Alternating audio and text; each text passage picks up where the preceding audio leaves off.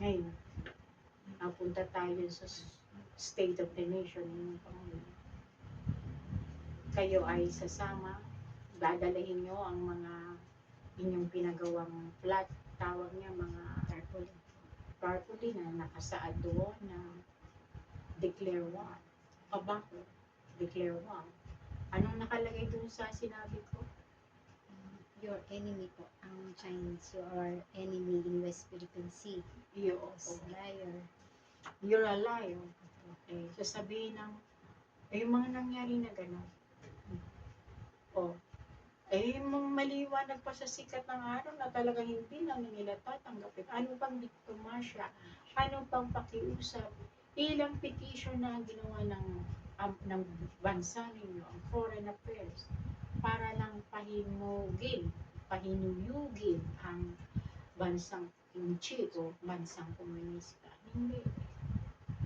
Nasa banal na kasulatan yan, nasa huling pahina ng Apokalipsis, na mag-aaway ang dragon at yung star, yung babae, aaway sila.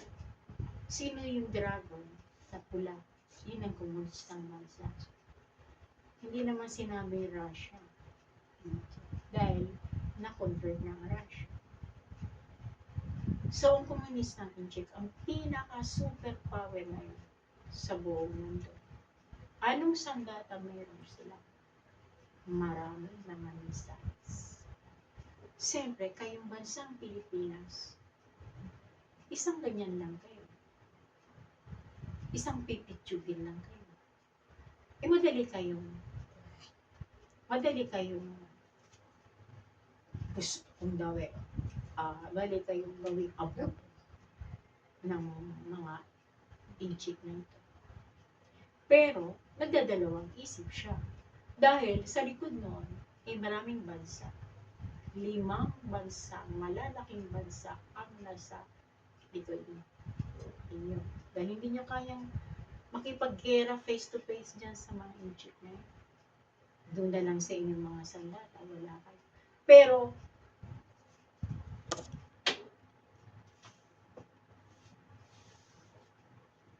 kung matalino kayo mag-isip, kakayanan ba ng inyong kayo lang Pilipino? Kung magkatapat na yan, talagang mayroon talagang mangyayari, hindi maganda. Nag-aantay ang Pilipinas at ang tawag nito, Inchik, komunista Inchik, kung sino yung munang magbigay o mag-initiative ng gera. Ang sabi ng Pangulo ninyo, pag may namatay, wala nga naman talaga mamamatay. Bakit antayin mo mamamatay? Pero nagpapakita ng agresibo Inchik. Ngayon, darating talaga sa ayos sa gusto ng Pangulo ninyo na talagang magkakaroon ng konfrontasyon. Itong Pangulo ninyo,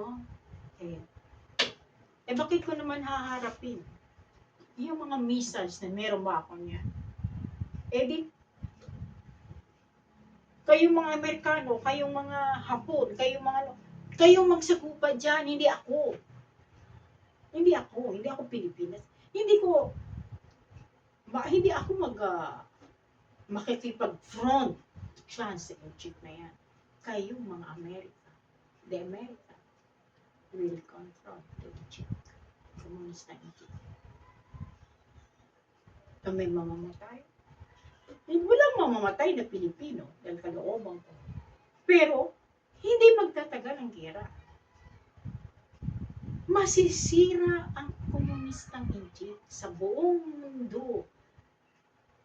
Takot yan, duwag yan. Mahilig lang yan sa mag-bully ba yun? Magtigat ka, pero duwag yan.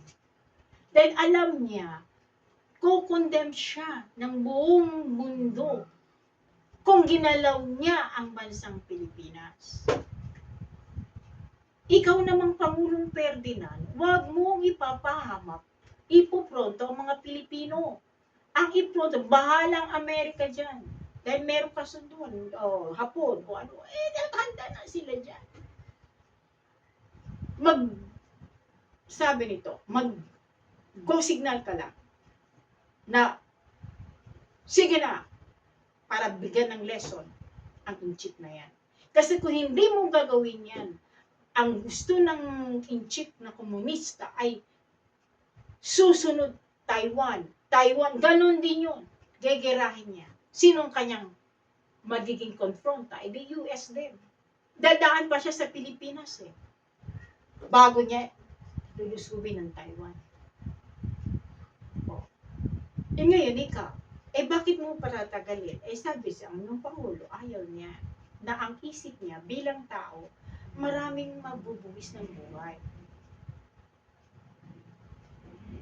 If you are a good leader, so be it. Huwag kang matakot. Matapang ka. Kung yan ang nararapat at yan ang kabubuti ng lahat at higit ang bansa ninyo, so be it. Wala na yan. Kumbaga, hindi maniniwala ang komunistang inchik sa pinagsasabi ng Pilipinas. Kaya handa na siya, pinag-deploy na niya yung kanyang mga war, ship. Naka-deploy na. O, ito naman si PBM, Pangulo ninyo, ayaw niya. Pero kung if you are a good leader, so be it. You take the risk. Walang mangyari yan. Dahil nga, syempre, iniisip niya ang kapakanan ng tao. Kasi wala siyang spiritual faith. Hindi siya hubog. Hindi siya nag-aral ng spiritual. Ng mga hari, mga leader nakikipagdigma noong unang panahon. Nakikipagdigma para lang sa kanilang bansang Pilipinas. You take the risk. Pero naman, pag magtagumpay ka, how many years dapat saling-saling lahi makikinabang. Matapos na ang usapin na yan. Wala na yan. O ngayon, i-interviewin kayo sa SONA, mga taong posisyer. O bakit kayo nagpili? Eh, syempre, ganun din napunta nun. Sino ba kayo? Bakit kayo doon? Hindi naman kami, may military ba kami? No. Spiritual warfare kami. Kami ang mga, anong tawag sa inyo? Ano? Warrior. Hindi Malian warrior. Prayer Prayer warrior. O kaya Malian warrior. To. Eh, sino ngayon lalantad sa inyo? O bakit? Sino ba kayo? Kami ang mga Marian o prayer warrior. Kasi, pag prayer warrior, marami naman prayer warrior nagka-claim na sila din na prayer warrior. Totoo? Pero kayo, Marian warrior. Tama yun. O bakit kayo Marian warrior? Dala na ninyo ang mahal na bire. Hindi naman tayo pababayaan ng malay ng bansa natin. Diba? O, kayo lang, kung wala kayong faith, huwag kayong tawag nito. Huwag kayong haharap. Pero kami may faith na mga Marian warrior, kami haharap sa gera niyan. Hindi naman gera na, gerang hindi. May gera nga, pero gera ng masama at kabutihan. Hindi naman natin kaaway yung mga inchik na yan. Kundi yung komunista. Ano bang komunista? Walang Diyos. Ano ba ang bansa ninyo? May Diyos, may Mama Mary. Bakit niya inaagaw at bakit niya sinasamantala at nilalapastangan ang karagatan? Bakit? Kanya ba yan?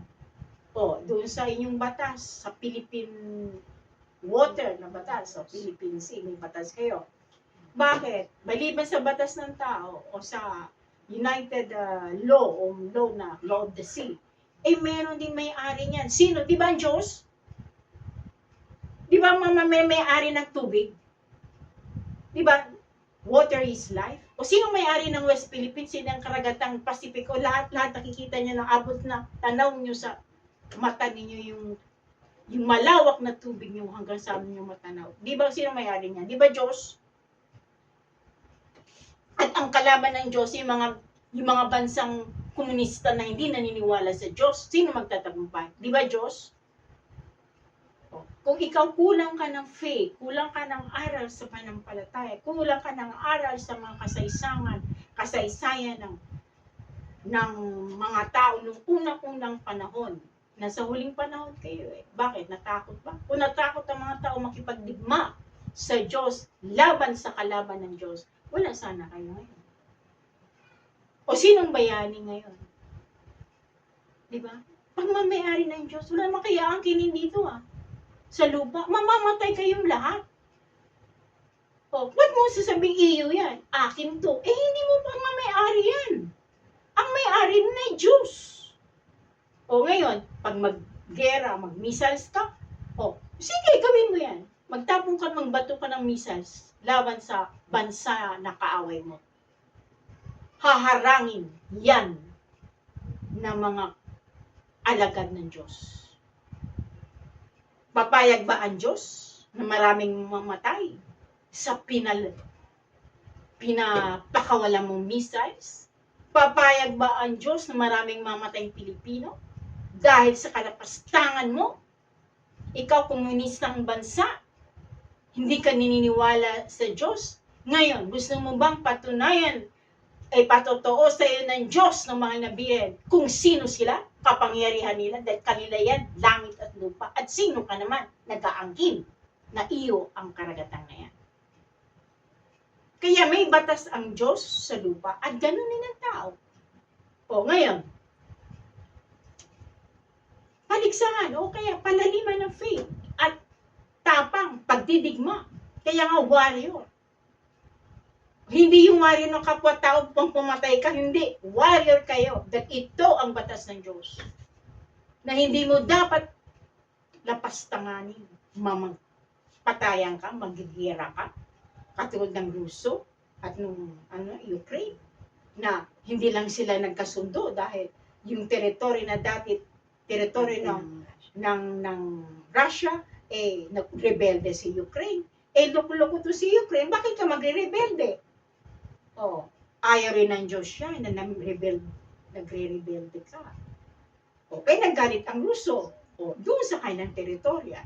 Pero ito, iba ang istorya nito.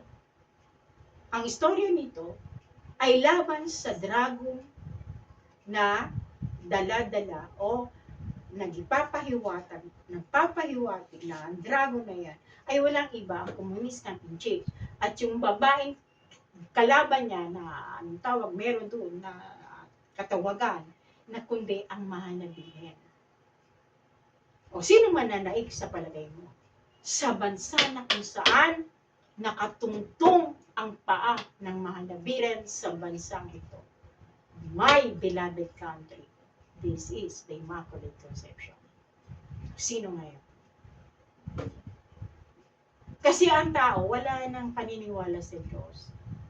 Wala na silang anong kapangyarihan. Kung hindi ang isip nila, anong isip ng tao? Masyadong science, masyadong, eto lang. Yung paniniwala nila, wala na ang Diyos, science, kuning-kuning lang ang Diyos. Ang Diyos ay noong unang panahon, hindi na ngayon. Kaya ang tao ngayon, kumakapit na ngayon sa ganitong paraan. Mali yun. Kaya bakit kailangan magpapatotoo, mag-intervene ang mahal na Birhen dahil ang tao patuloy sa kawalan. Save the country, the beloved country of Mama Mary. Kung sa West Philippine Sea ay magiging dahilan kung bakit kinakilala ang bansa ninyo sa buong mundo, ay siya rin makikilala sa buong mundo. Nandito sa bansang Pilipinas ay naririto ang Diyos, naririto ang mahal na Birhen.